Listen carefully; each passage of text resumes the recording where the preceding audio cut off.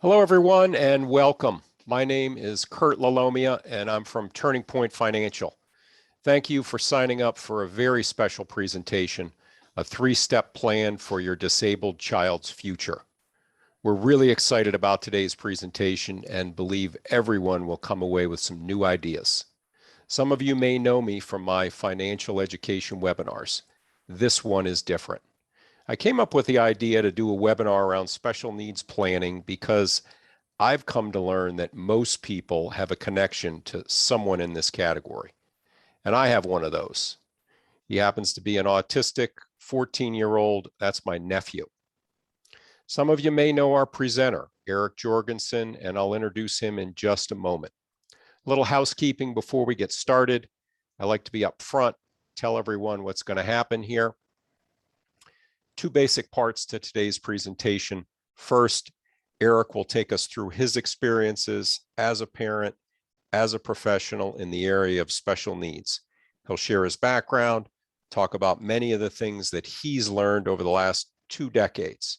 We will have Q&A at the end. We're scheduled for 30 minutes. We can go a little bit over if we need to, and there's a high level of engagement, but we do want to be respectful of your time. You can use the Q&A window at any time with your questions. We want to help you understand that there are actions you can take today that can have an impact on your family's life and lifestyle in the future. Eric Jorgensen and I worked together in financial planning before Eric struck out on his own to form his own company, the Special Needs Navigator. Eric is a retired Navy submariner, a cancer survivor, and a single dad of an intellectually disabled child. His expertise comes from the School of Hard Knocks. Eric painfully wove his way through the vast maze of confusing and complicated benefits and resources available to individuals with intellectual development challenges. Folks, I present Eric Jorgensen. Thank you, Kurt, and thank you for all of those that you have registered and are attending. The screen right now is showing a timeline to give you an overview of what you can expect from the time your child receives a diagnosis till after they leave high school. Today, I'm going to focus primarily on the ages 14 to 21 up, because that's where the most impact can occur. It's where the most moving parts are. And to me, I think it can be some of the most challenging times to get straight answers from all the different professionals involved. So we're going to dive right in and talk about when transition planning starts. So transition planning in most states will start at age 14. And that is typically when the schools will be approaching you during the IEP process and saying, we want to have a discussion about what's going to happen when your child leaves school, high school. Do you want to do a diploma? Do you want to do a certificate? The certificate program will allow a child to stay in school until age 21. In Michigan, you're allowed to stay in school until age 26. It's up to the parents in the schools to have a conversation about this. It's not simply cut and dry, get a diploma, go for a certificate. If you get a diploma, very often your child won't get any supports until the child turns 21. So if they graduate school at 18 with a diploma, they could go 3 years without any supports. While they're in school, they're going to get whatever supports are provided for by the IEP. And then upon finishing school at 21, if they have their certificate, depending on the state you live in, you could roll right into the waiver services. Again, it depends on the state you live in. The Medicaid waiver will provide services for residential, meaning they'll give your child a place to live or supports to allow them to live safely if they need staff to live safely. Some families will have a child who needs a 1-to-1 or a 2-to-1 to be safe. That means 1 staff member or 2 staff member to the child. You could get personal supports, which will help your child learn how to do things like brushing their teeth, taking showers, keeping up with their home, all of the daily activities you and I take for granted. Community living supports or meaningful day activities. So if your child can't work a regular 8-hour day, rather than have the child be in the house all day, they want to get the child out into the community and involved, be it through volunteering. It could be getting out and networking with the community, people in the community, getting to know stores, walking them through the malls, things like that. And the last one is vocational, helping your child find a job and keep a job. But to get all of those or any of those Medicaid waiver services, you have to apply. In a perfect world, you're going to apply when your child first gets the diagnosis. But there's so many other things going on when you get that diagnosis that, I'm speaking for myself, you're not going to be thinking about, oh, maybe I can get some benefits that'll help my child when they turn 21. So at 14, if you have not yet applied for the Medicaid waiver in your state, you really need to get on that and make that a priority. Again, not every state has money available right away. It's really going to depend on the state you live in. Some states will base it on when you get onto the waiver list, and some states will base it on the severity of the disability. Every state is going to have a Department of Vocational Rehab. Again, this is another opportunity that's available starting at age 14. It's called Pre-Employment Transition Services, or PREATS. And you don't have to wait until your child turns 18 to start working with Voc Rehab to learn how to complete a resume, learn how to do an interview. Some states, some counties will help you teach your child how to drive and get a driver's license. All of those things are going to be done through your state vocational rehab, and it's for anybody with any type of disability. So at 14, you can apply. It goes until the child's not working, 65, 66, and doesn't want to work anymore. These are short-term benefits. They're going to help you get a job, but they're not going to stay there. There's going to typically be a handoff to the vocational services from the Medicaid waiver program. So you'll get the services, you'll get ramped up, there'll be a warm handoff, and then the Voc Rehab will step in again if your child needs the services down the road. I'm going to talk more about the Medicaid waiver and Voc Rehab further down too, because there's just a lot of moving parts here. And if you have not yet done the state and or a financial plan, you need to get these done. My wife died when I was getting ready to retire from the Navy. We had done all the planning for me. We had not done any planning for her. She was a stay-at-home mom. So when she got ill and spent a week in the ICU and I took her off life support at 44, we weren't prepared for that. It was very, very difficult conversation to have with her parents, with her daughter, about why I was doing it, and an estate plan would have really helped. We didn't look into how we were going to fund a trust. We didn't have the right amount of life insurance. There was just a lot. If you could do it wrong, we did it wrong. And I think families need to be aware of, no matter how hard these conversations have, you need to have them. And doing something is better than not doing anything at all. I'm going to roll through this, but if you have questions, type them in chat or the Q&A. I just want to be respectful of everybody's time. I know we have a pretty tight timeline. So again, I'm going to talk through this fast, but if you have questions, please make sure they get in the chat or Q&A. And I will, if I can't answer them live, I will email them or send them to Kurt so you can get the email out. So between ages of 14 and 18, that's when you're going to be doing the applying for Medicaid, working with the Voc Rehab. And oftentimes what Voc Rehab will look like is it'll only be during the summertime. It could only be 6 to 8 weeks where your child is working somewhere, making a real salary, it won't be sub minimum wage. It'll be at a minimum what the federal minimum wage is. And, that child is allowed to earn that money and put that money into an ABLE account or wherever they want to. But that 4 years before they turn 18 is really when you need to be getting that stuff knocked out, because at 18, things get even more complicated. Now you have to start thinking about, do you need to be your child's guardian, legal guardian? Being a parent doesn't stop at 18, but having the legal right to tell your child what to do does. So if you want to decide, if you're trying to help your child make medical decisions, or you're worried that they don't understand medical decisions, financial decisions, things of that nature, and maybe they're very naive, maybe they're very trusting, you might want to look into a limited guardianship or something similar and talk to an attorney about this, because the guardian allows you to make decisions on your child's behalf.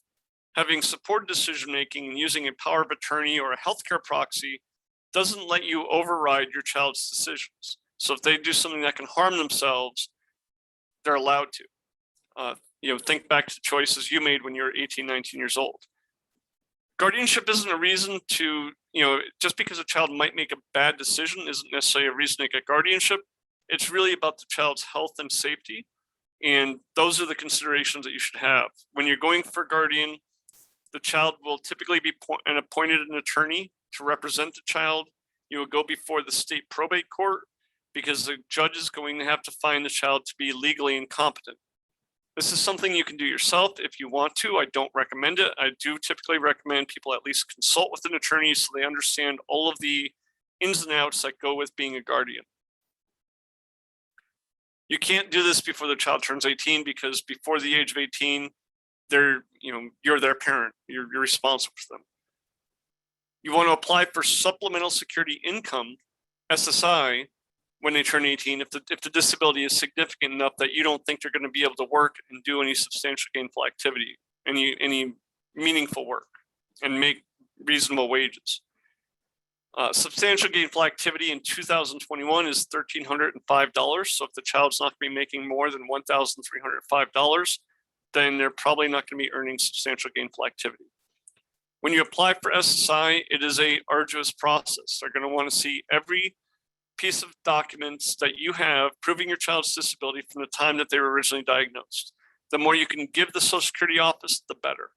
Don't give them original copies. Give them copies of everything. This is another case where you can work with an attorney, although you don't have to. If you have a child who is born male, you're going to want to make sure that they register for the selective service. This is something that often gets overlooked because many people think my child is disabled, I don't have to register. You do. You want to make sure you register your child with the selective service. If for no other reason, it opens them up for federal employment and state employment. And the federal government has made you guys probably know this better than I do, but the federal government has made a very vocal pledge about hiring more people with disabilities, and you want to give your child that opportunity. There's also several grants tied to FAFSA that, again, you only can be eligible for if you're registered with selective service if you're a male. I'm going to gloss over the updated state and financial plan. It's important. You should be looking at that every 3 to 5 years, not just because laws change, but because our lives change. You think about how much has gone, what's happened just in the last 2 years, and think about what's going on in your own life. You really want to make sure you're keeping your documents updated.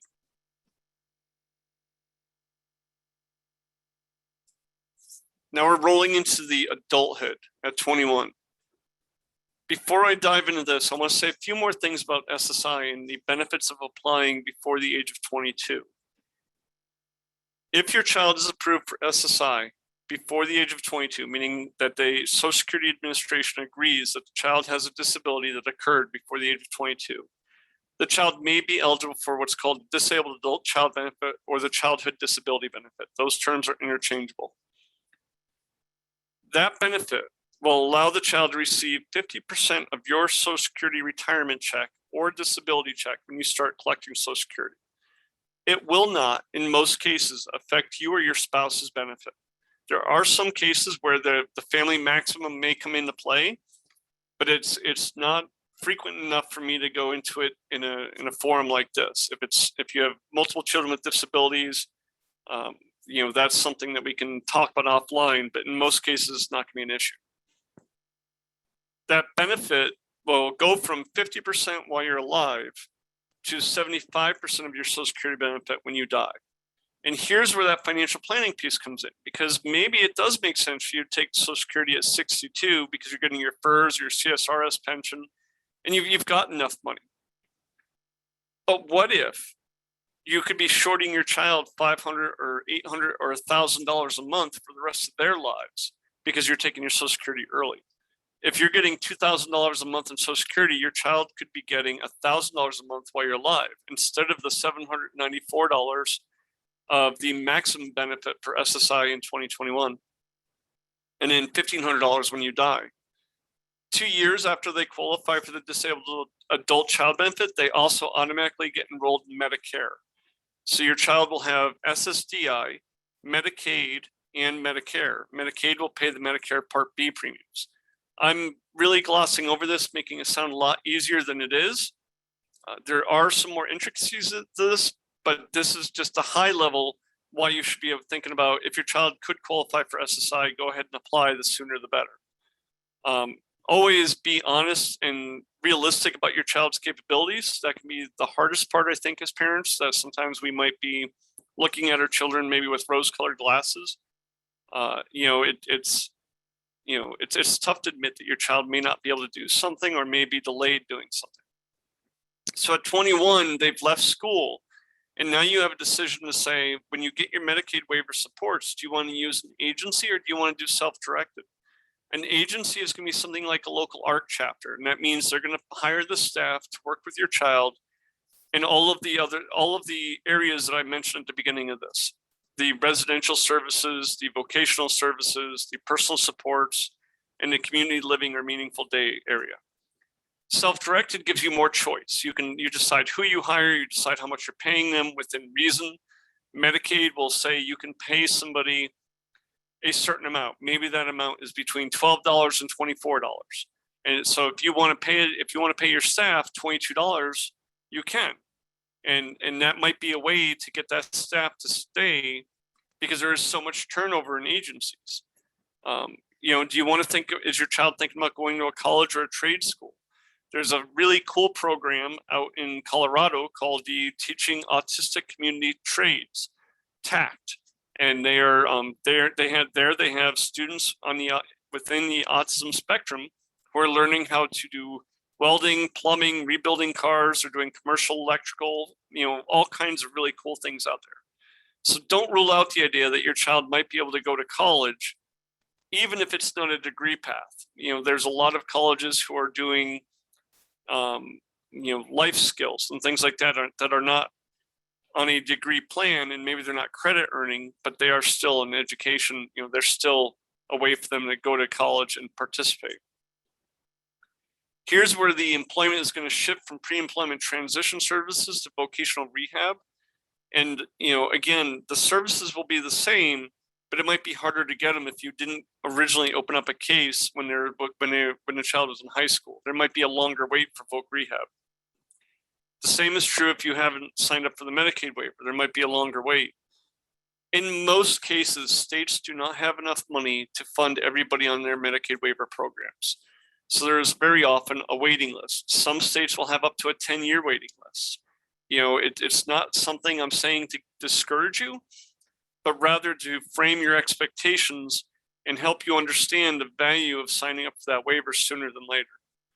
If you have a child with disabilities, in most states, when you turn 22, it'll be easier for you to apply for supplemental nutrition assistance program for them. SNAP it used to be called food stamps. It's not going to get you much more than $100, maybe $110 a month. And you have to show that the child is making their own meals and or buying their own groceries.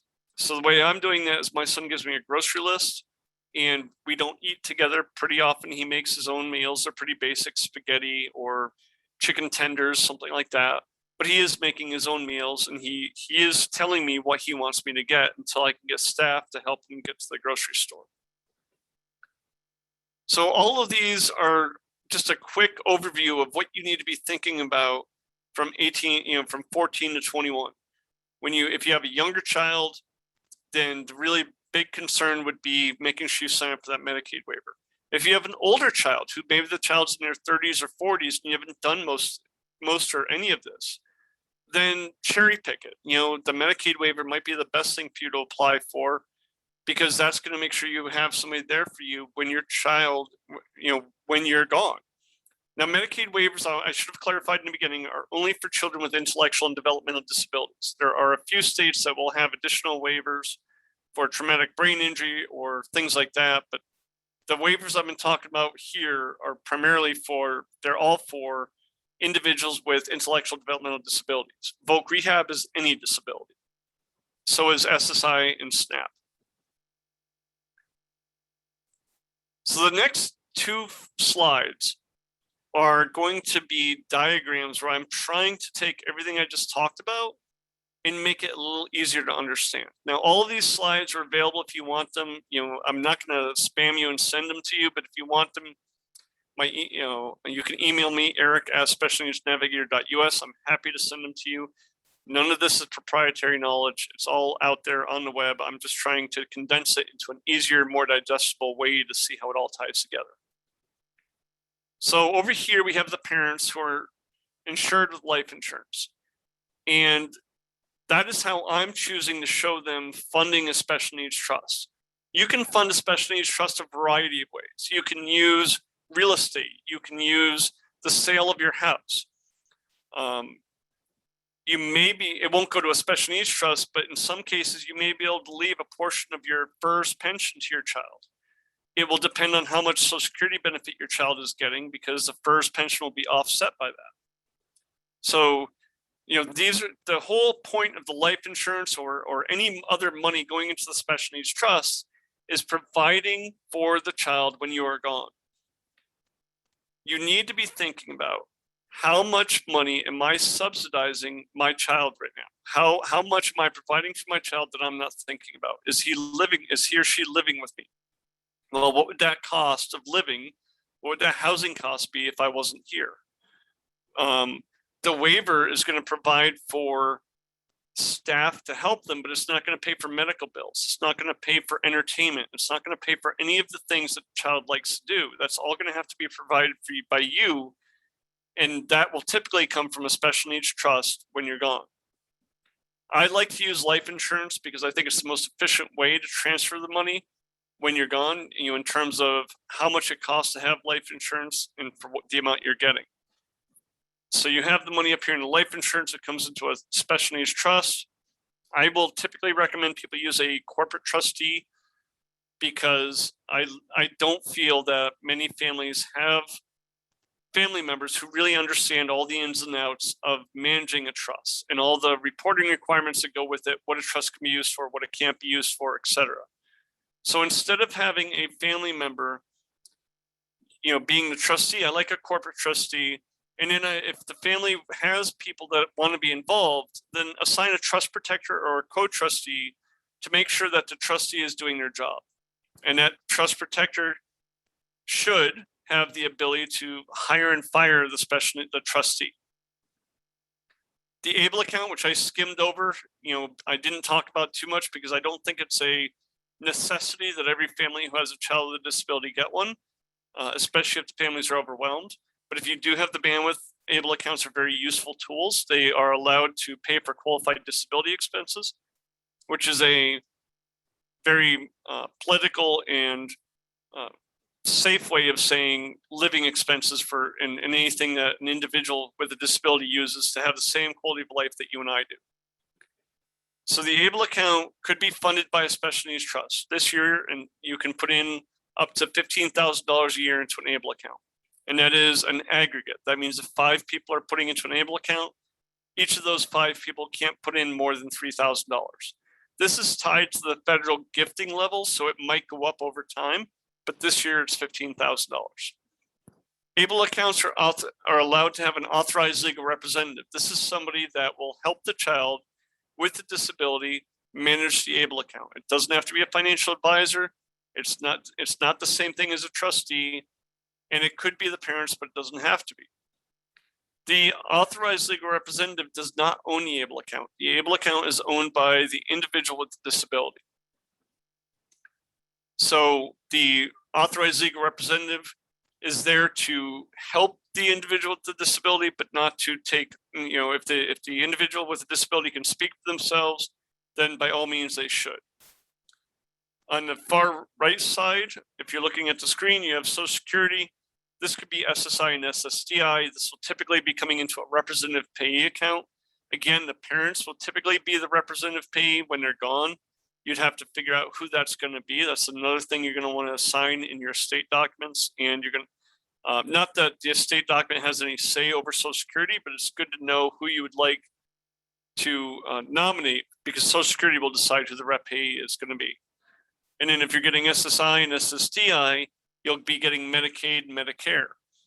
Federal employees also have the ability that if they have a child with a disability, they could have that child receive their federal employee health benefits, FEHB, until the parent who's getting the FEHB dies.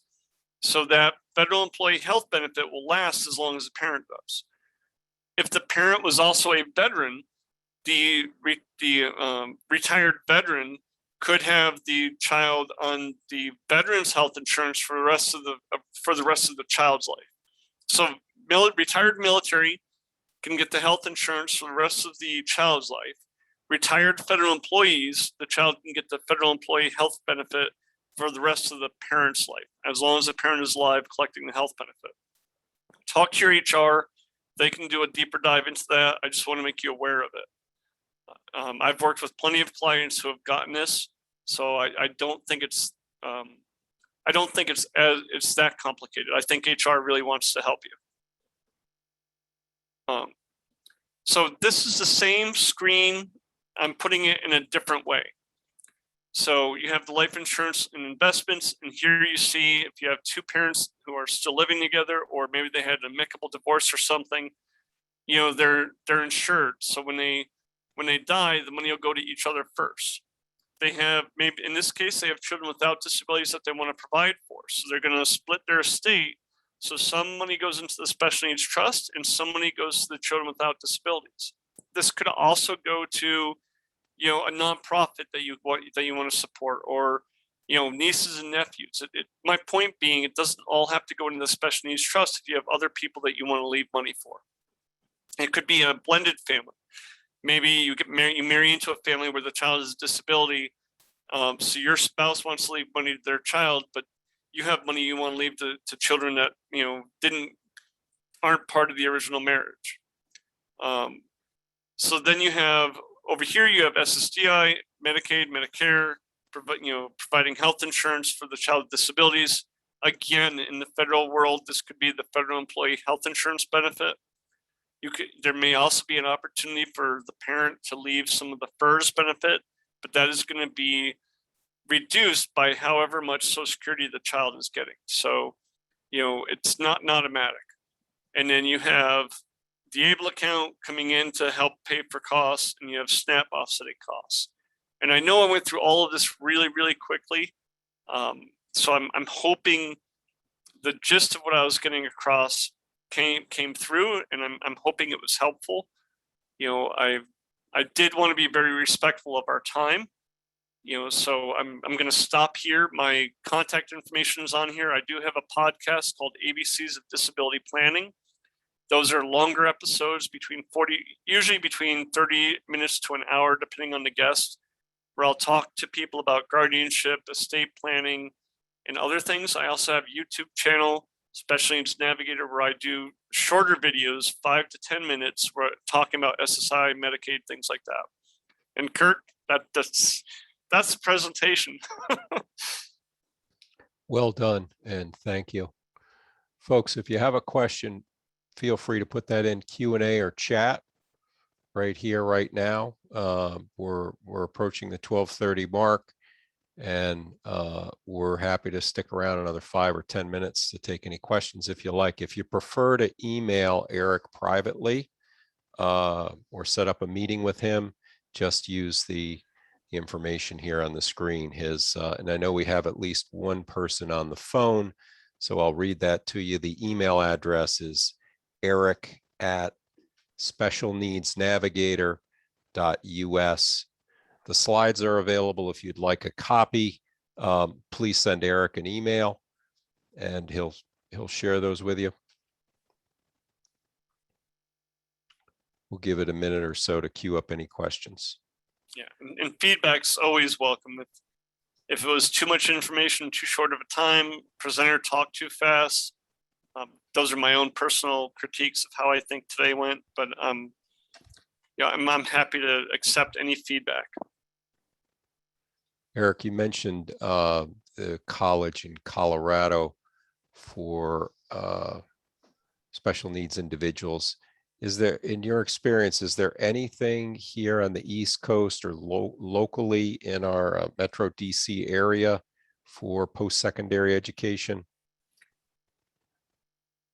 Not that I'm too familiar with, and I want to clarify, TACT isn't a college, it's a nonprofit, Okay. but it's not a college.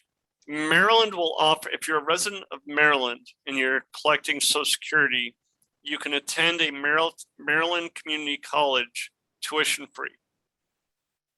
You would still have to pay whatever fees or books and stuff, but you could go to a Maryland college. If you were a resident of Maryland, you could go to a Maryland resident community college free. I mean, there's gonna be rules within that, but yeah, if you're on SSI and SSDI. There's also a lot of grants out there available to people with disabilities that, depending on the disability, you may be able to get a couple $1,000s or, something. I don't know of anything for a full ride, but there might be some things that offset costs of college. From working with Eric, I know he maintains a deep list of resources, and one of those would be attorneys with special needs experience. If that's something you're interested in or looking for a recommendation, just reach out to Eric and he can share some of those resources with you depending on your location.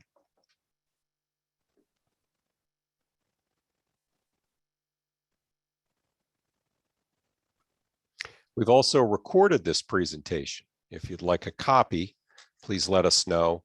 We'll both be following up by email. When you registered, you provided your email address. So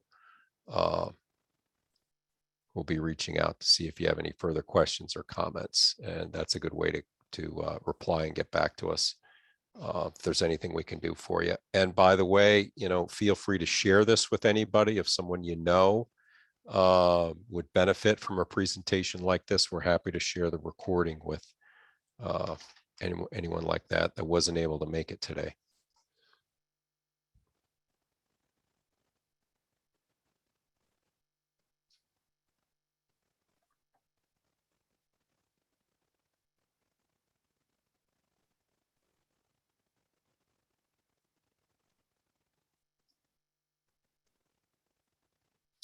It doesn't seem that we have any more questions, so we're going to wrap it up.